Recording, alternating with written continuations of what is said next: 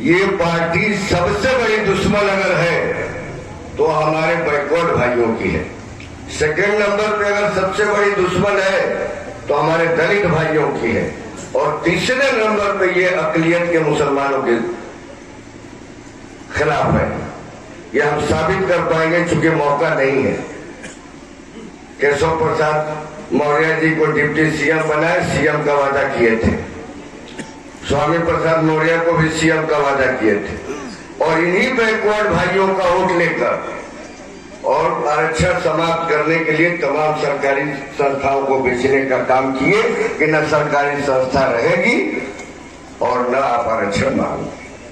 तो मेरे बैकवर्ड भाइयों, मेरे दलित भाइयों और मेरे मुसलमान भाइयों, आज के हालात में हम किसी पार्टी के खिलाफ वर्जी नहीं कर रहे हैं, लेकिन अब जरा भी इधर उधर हुए तो आने वाली नस्लें माफ नहीं करेगी। अगर आपने दोबारा कहीं योगी जी ने प्रयोग किया 14 में नोटबंदी करके और बैट लगा के, और जब आजमा लिया मुल्क को, तो 2019 में जब रिपीट किए तो सीए एनआरसी लिया है, जीएसटी लिया है, पता नहीं क्या क्या क्या आपको मालूम है। अगर कहीं भूल से भी बाबा जी 19-22 में रिपीट कर गए तो क्या होगा अल्लाह ही जाने। और सब दिख रहा सामने, इसलिए लामबंद होने की जरूरत है। कुछ सबक हमें बिहार ने दिया, कुछ सबक और मैसेज हमें बंगाल ने दिया, और अल्लाह का शुक्र है कि पश्चिम ने उसको अमली जामा पहनाते हुए ले आके आपके झोली में फैसला डाल दिया कि है पूर्वांचल के साथियों, अब आप क्या करोगे आप सोचो।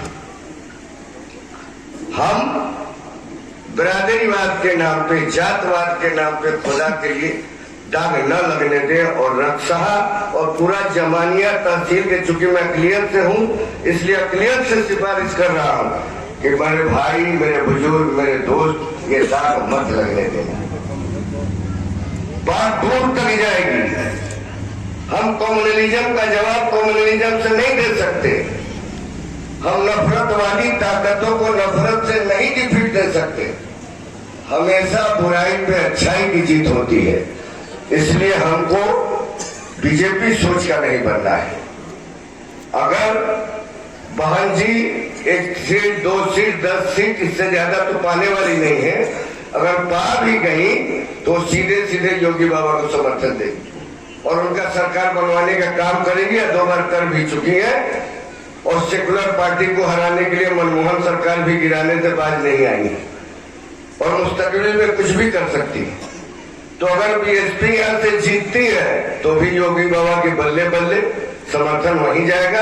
अब बीएसपी हारती है और एक खाई डाल देती है यहाँ अकलियत और अक्सरियत के बीच, तो भी उन्हीं का बल्ले बल्ले। तो कम से कम फासिस्टवादी ताकतों को मत आने देना भाई। और इस जज्बात से आओ कि हम थकने और हारने और डरने वाले नहीं हैं। खामोश गाजीपुरी का इस मौके पे एक शेर याद आ रहा कि मैं वो सूरज हूं न डूबेगी कभी जिसकी किरण, मैं वो सूरज हूं न डूबेगी कभी जिसकी किरण, रात होगी तो सितारों में बिखर जाऊंगा और जुस्तजू वो हो जो खामोश कभी खत्म न हो, आई मंजिल भी तो मंजिल से गुजर जाऊंगा। इस जज्बात के साथ हमें लगना है। और बड़े भाई ओम प्रकाश भाई की तारीफ में कुछ कहेंगे तो ये हमारे छात्र जीवन के साथी हैं, बड़े भाई हैं, सीनियर हैं।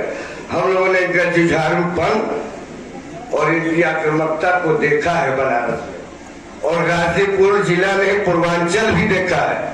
चाहते ओम प्रकाश सिंह तो हिंदू कम्युनिटी से बिलोंग करते हैं, वो भी अपर कास्ट के ठाकुर बिरादरी से बिलोंग करते हैं। बहुत ऑफर आया, बहुत बार ऑफर आया। बीजेपी ने बहुत चाहा कि ओम प्रकाश जैसे ताकतवर भीड़ इकट्ठा करने वाली ताकत को ले ले, लेकिन उन्होंने सेकुलरिज्म को चुना और कम्युनलिज्म को दरकिनार कर दिया। तो हमें उनके इस फैसले पे मुहर लगाना है। हम कतई कम्युनल नहीं हो सकते। अगर ये सेवराई का भी विकास करेंगे, अब भदौरा बाजार का भी विकास करेंगे, तो यकीनन रक्सहा का भी विकास हो जाएगा। इसलिए कि चंद कदमों पे है। तहसील किसने दिया? हम जमानिया जाते थे, अब 2 कदम पे जाते हैं। तो लंबा चौड़ा बात नहीं कि हम ओम प्रकाश भाई के बारे में एक शेर अर्ज करेंगे, भैया तकरीरें कर लेते हैं लेकिन करने का वक्त नहीं है। आज ये लड़ाई बेरोजगारी और महंगाई पे लड़ी जा रही। अल्लाह का शुक्र है कि 2014, 2017, 2019 के बाद एक लंबी गैपिंग के बाद 2022 का ये इलेक्शन महंगाई, बेरोजगारी और भाईचारे पे लड़ी जा रही है। ये याद कीजिए, छोड़िए उत्तर प्रदेश की बात, सपा सरकार में आ रही, कोई रोक नहीं सकता, और सपा सरकार में आएगी तो भाई ओम प्रकाश को मंत्री बनने से कोई नहीं रोक सकता। और जब ओम प्रकाश भाई मंत्री बनेंगे तो यकीनन जमानिया तहसील का विकास होगा, गाजीपुर का विकास होगा, पूर्वांचल का विकास होगा। इसको समझने की जरूरत है।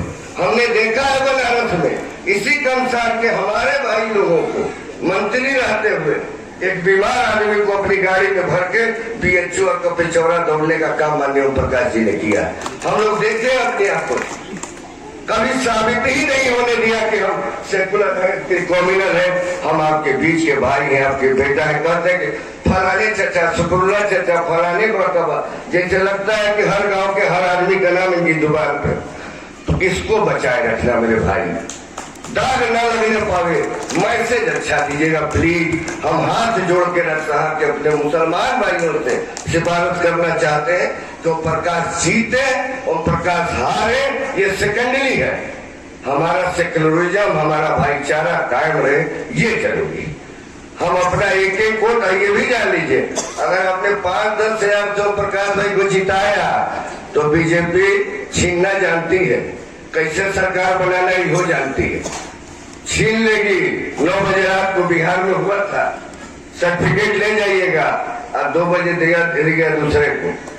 आप 50-25 हजार से जिताएंगे तब बचेंगे ओम प्रकाश भाई, और तब साइकिल का एक सीट बढ़ेगा। अगर ओम प्रकाश भाई से कोई व्यक्तिगत दुश्मनी हो, कोई नुकसान हुआ हो, तो उसको जाति नुकसान मान के भुला देना भाई, और कौम के फायदे के बारे में सोचना कि नहीं, साइकिल का आना प्रदेश में उतना ही जरूरी है जितना पेट की रोटी और तन का कपड़ा करना है हमें अपना माइनॉरिटी का।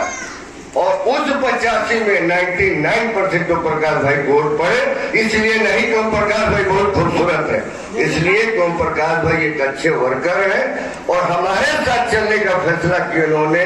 कम्युनलिज्म के लोगों को धुतकार दिया, उसका भरम रखना है। जब एक शेर के साथ अपनी बात खत्म करूंगा, इस आहत से आए हमारे रक्षा और जमनिया के भाई कि चमकती रेत को साहिल पे ला के रख दूंगा। प्रमोद जी, आपने साबित किया है, चमकती रेत को साहिल पर ला के रख दूंगा। हमें भी जिद है समंदर पलट के देखूंगा, हमें भी जिद है समंदर पलट के देखूंगा।